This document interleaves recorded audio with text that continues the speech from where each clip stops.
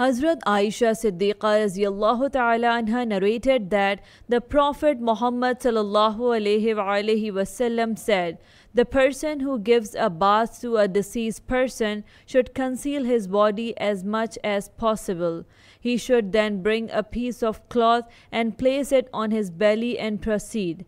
The deceased's private parts should not be exposed.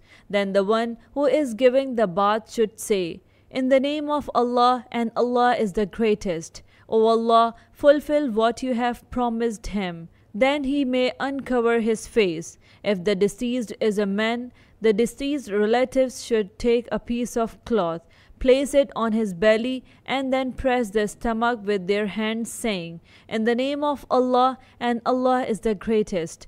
O Allah, you are our living and our dead.' Then they should cover him, wrap him in the cloth." Musnad Ahmad, Hadith number 23779.